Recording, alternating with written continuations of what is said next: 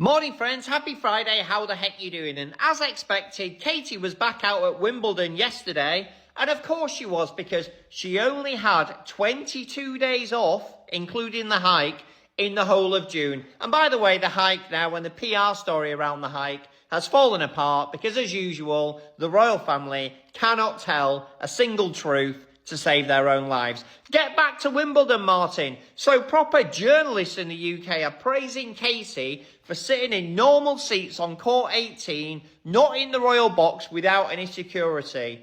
This guy, I can't point at them. I'll circle him. I'll do something clever. There's a guy that's clearly security because we saw him on the way in, and the two casually dressed people at the top over the barrier on the causeway, they're security too. And the reason why she wasn't in the royal box is because there isn't a royal box on court 18. Why is journalism so difficult in the UK?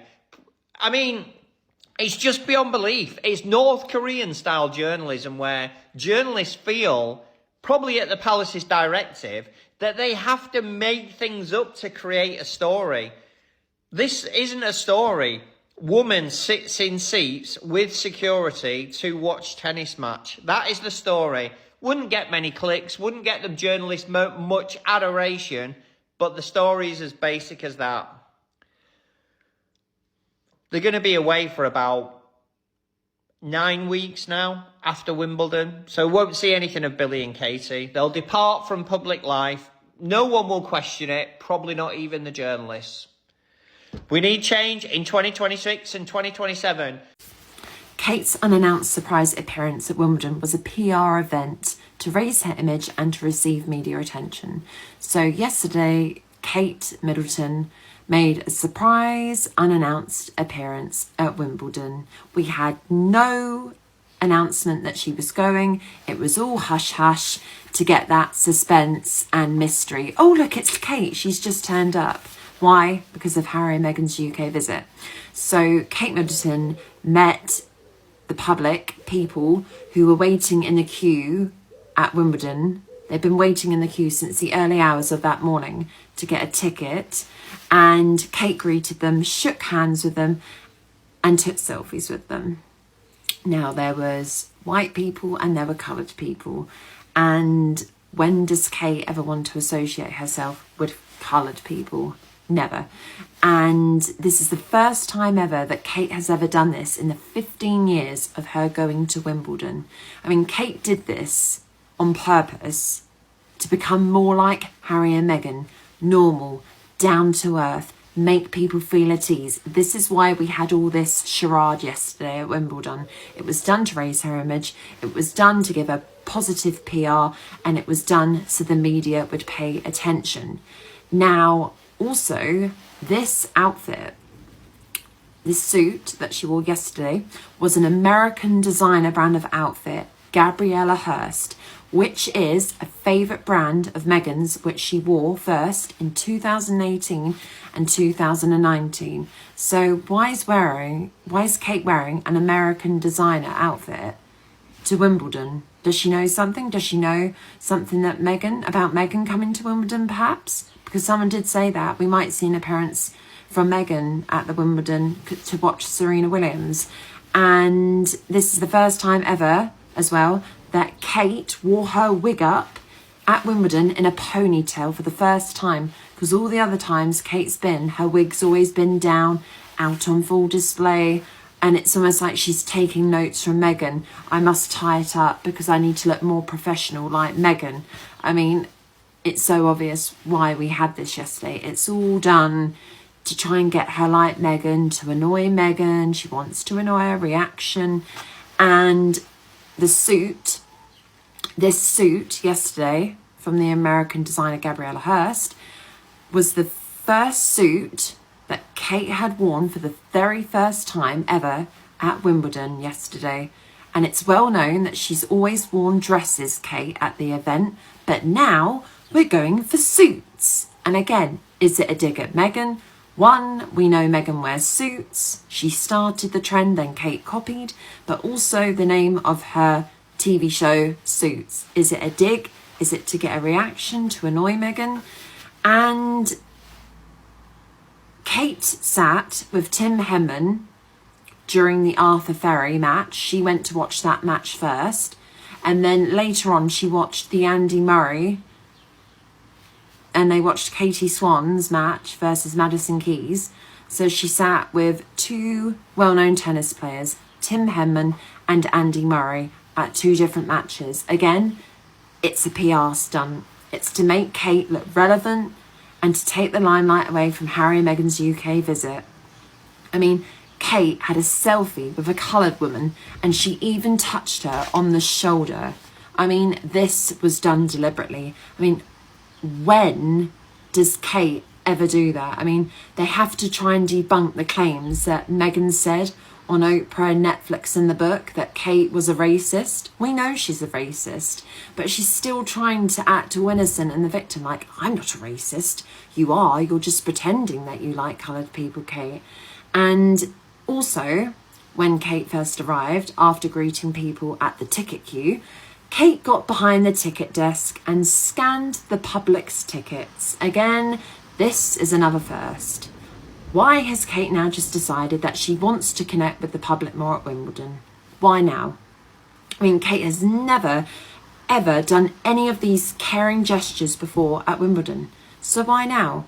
And again, it's because of Harry and Meghan's 1 year to go Invictus Games next week. And Kate shouldn't be trying to take the emphasis of the Invictus veterans. I mean, look, this is PR overdrive for Kate. We've had Kate visiting an RAF base.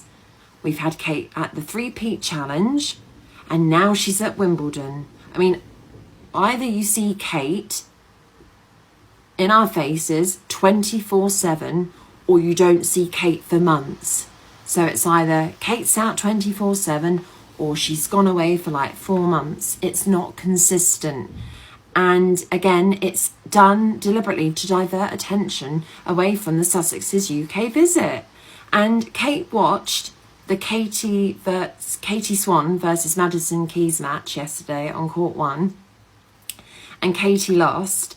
And Kate left the arena before Madison, the winner, did her interview. And obviously she didn't like it that the American won and the Brit lost.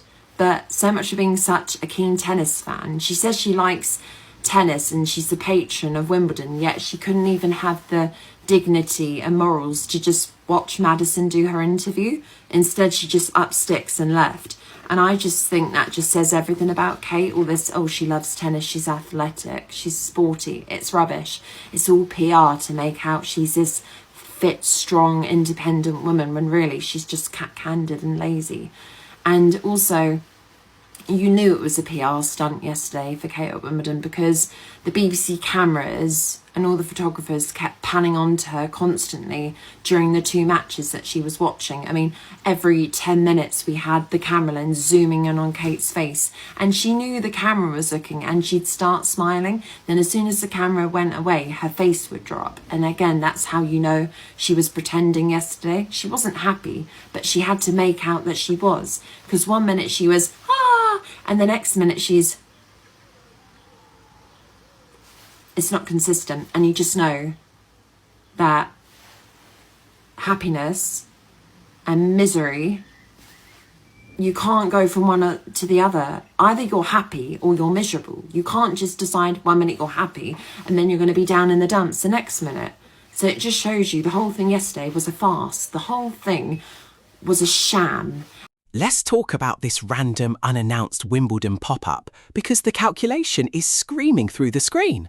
Out of absolutely nowhere, she just slides into the tournament grounds on day 4. No warning, no schedule, nothing. And let's be real for a second. She wasn't pulling up because she had a shift to clock into or actual royal duties to grind out. This was a textbook grade A PR stunt built entirely to hijack the news cycle and keep her face locked onto the front pages of the daily tabloids. Regular folks on the street see this hustle clear as day. It's like that one person who never shows up to the group project, but the second the cameras or the bosses roll in, they magically appear at the front of the line to grab a clipboard and take all the credit. The palace is treating this like a spontaneous casual day out, but the timing is completely suspect. You don't just accidentally skip the royal box, grab a pantsuit, and start handing out tickets to everyday fans unless you are actively trying to manufacture a major media moment. It is a total circus act.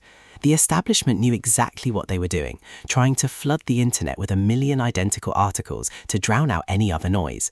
They are completely desperate to control the narrative, but the public sees the script, reads the room, and knows exactly when a royal appearance is nothing but a frantic play for attention.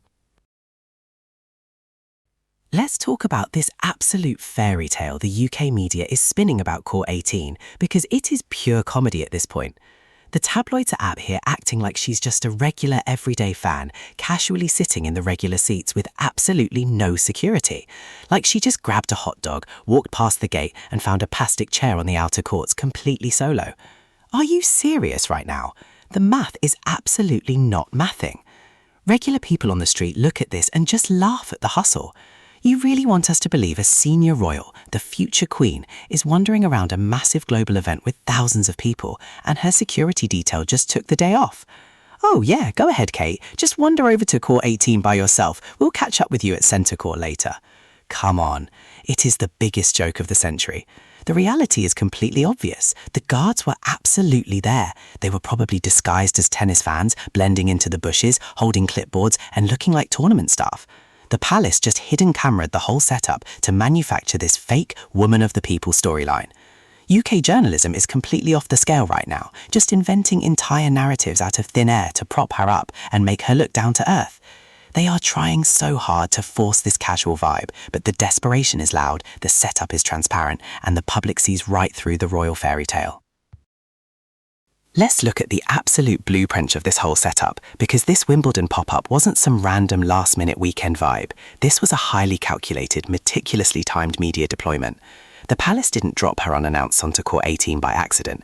They did it with a very specific mission: flood the digital space and block out the sun with endless look at this relatable Queen articles. Why the sudden panic to control the feed? Because Harry and Meghan are officially touching down for their massive Invictus Games countdown return. The palace knew the global buzz for the Sussex family was going to reach a fever pitch. So what do?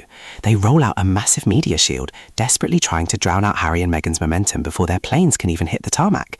Regular folks on the street see through the smoke and mirrors instantly.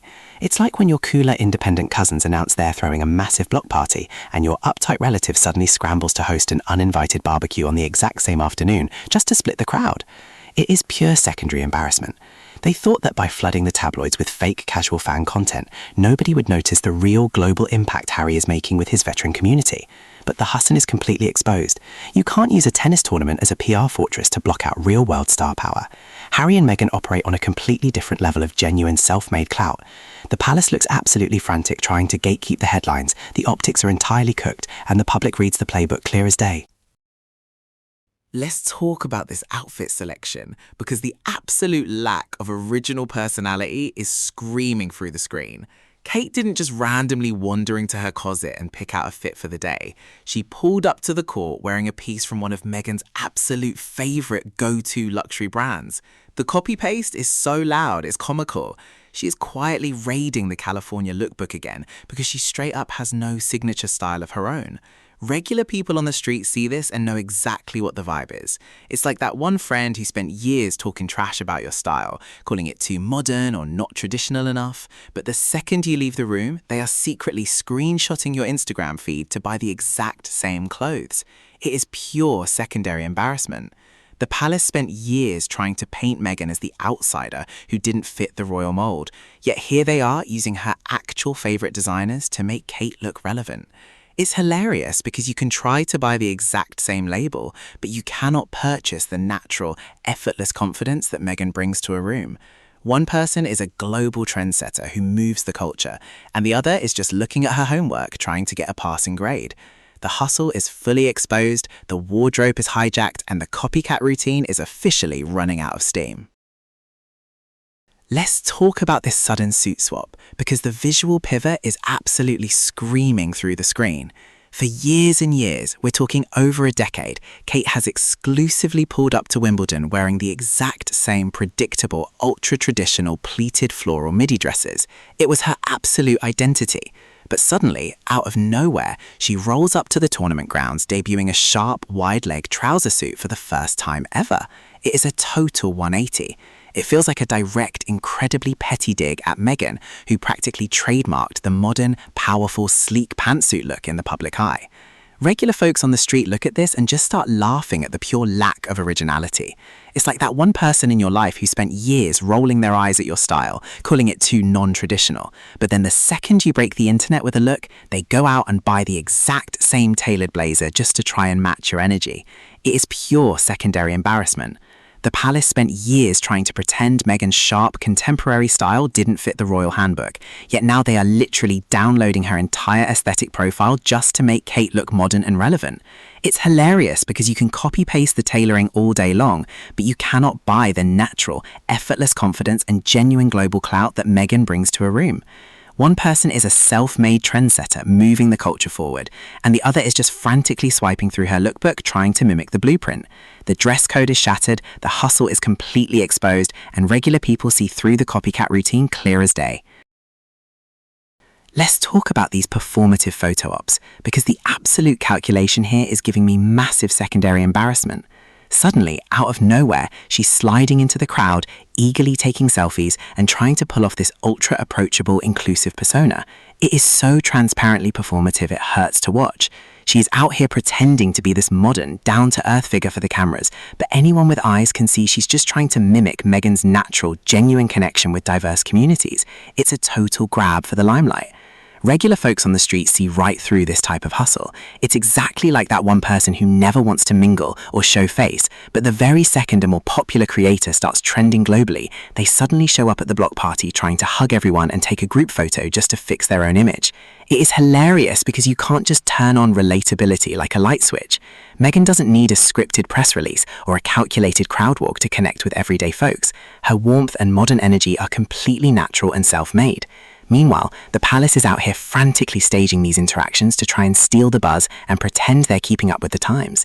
They spent years trying to freeze Meghan out, but now they are literally using her playbook to survive the news cycle.